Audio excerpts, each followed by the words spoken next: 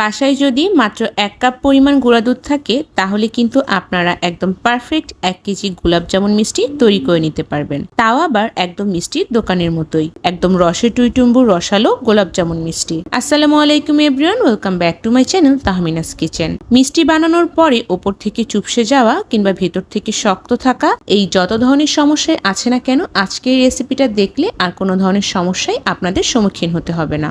আশা করি আজকের এই রেসিপিটা দেখে আপনারা যদি বাসায় গোলাপ জামুন মিষ্টি তৈরি করতে চান, একদম পারফেক্ট দোকানের মতো গোলাপ জামুন মিষ্টি তৈরি করে নিতে পারবেন। চলুন দেরি না করে রেসিপিটি দেখে নেওয়া যাক। গোলাপ জামুন মিষ্টি তৈরি করার জন্য ফার্স্টে আমার লাগছে ডিম। আমি এখানে 2টা নর্মাল রুম টেম্পারেচারে থাকা ডিম নিয়েছি। ডিমগুলো যদি ফ্রিজে থাকে তাহলে অবশ্যই আগে ফ্রিজ থেকে বের করে রাখবেন। ডিমগুলো ভেঙে একটা বাটির মধ্যে নিয়ে নিচ্ছি। তারপর একটা কাঁটা চামচের সাহায্যে ডিমগুলো খুব ভালো মতো মিশিয়ে নিচ্ছি। মেশানো হয়ে গেলে একটু সাইড করে রেখে দিচ্ছি।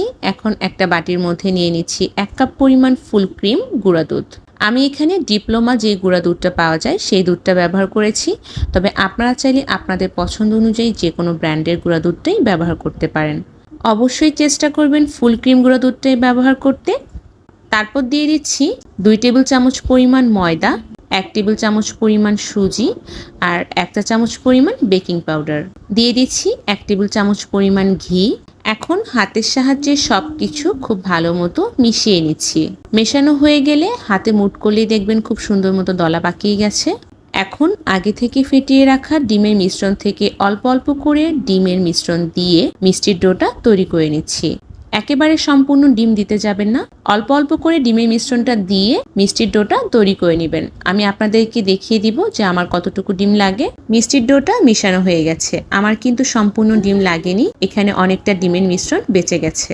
এ পর্যায়ে মিষ্টির ডোটা অনেকটা আঠালো মনে হলেই কিছু সময় রেস্টে রেখে দিলে আর আঠালো ভাব থাকবে না। উপর থেকে আবারও 1 টেবিল চামচ পরিমাণ ঘি দিয়ে 5 মিনিটের জন্য রেস্টে রেখে দিচ্ছি। 5 মিনিট পরে আপনাদেরকে একটু দেখিয়েও দিচ্ছি। দেখুন এখন কিন্তু আর মিষ্টির ডোটা একদমই স্টিকি ভাব নেই। আবারও একটু মিশিয়ে নিচ্ছি। হাতে সামান্য পরিমাণ ঘি লাগিয়ে একটা চামচের সাহায্যে মেপে মিষ্টিগুলোকে তৈরি করে নিব। একটা চামচের সাহায্যে মেপে নিলে আসলে সবগুলো মিষ্টি একদম একই সাইজের হবে। হাতের তালুর সাহায্যে ঘুরিয়ে ঘুরিয়ে একদম মসৃণ করে মিষ্টিগুলোকে তৈরি করে নিচ্ছি। আপনারা অবশ্য দেখে বুঝতেই পারছেন যে আমি গোলাপ জামুন মিষ্টিগুলো কিভাবে তৈরি করে নিচ্ছি। এভাবে করে আমি সবগুলো গোলাপ জামুন মিষ্টি তৈরি করে নিচ্ছি। আর মিষ্টিগুলো তৈরি করার সময় অবশ্যই খেয়াল রাখবেন যেন মিষ্টিগুলো একদম মসৃণভাবে তৈরি করা হয়। তো সবগুলো মিষ্টি তৈরি করা হয়ে গেছে, এখন তেলে ভেজে নেব। মিষ্টিগুলো ভাজার আগে আমি চিনি শিরা তৈরি করে নিচ্ছি। এর জন্য চুলায় একটি প্যান বসিয়ে দিয়ে দিচ্ছি 2 কাপ পরিমাণ চিনি আর প্রায় 5 কাপ পরিমাণ পানি। মিষ্টিতে খুব সুন্দর একটা ফ্লেভার আনার জন্য আমি এখানে দিয়ে দিচ্ছি 3-4টার মতো এলাচ। অপেক্ষা করব চিনিটা গলে পানিতে বলক আসার আগ পর্যন্ত। চিনিটা গলে গেছে, এখন আমি ঢেকে চুলার আঁচটা একদম লো হিটে রেখে অন্য চুলার মধ্যে মিষ্টিগুলোকে ভেজে নেব। চুলায় একটি প্যান বসিয়ে দিয়ে দিচ্ছি সয়াবিন তেল। তেলটা কুসুম গরম অবস্থাতেই মিষ্টিগুলোকে দিয়ে দিচ্ছি। কোনো অবস্থাতেই গরম তেলের মধ্যে মিষ্টিগুলো দেওয়া যাবে না, তাহলে উপর থেকে কালার চলে আসবে আর ভেতর থেকে কাঁচা থেকে যাবে।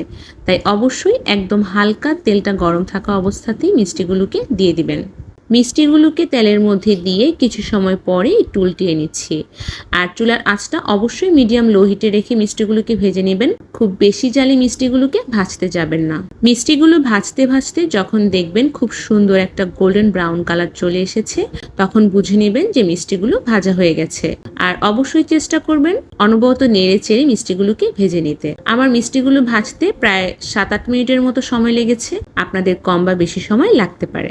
এখন এই গরম গরম মিষ্টিগুলো আগে থেকে তৈরি করা গরম শিরার মধ্যে দিয়ে দিচ্ছি। মিষ্টিগুলো দিয়ে একটু নেড়ে চেড়ে 15 মিনিটের মতো ঢেকে রান্না করে নিব।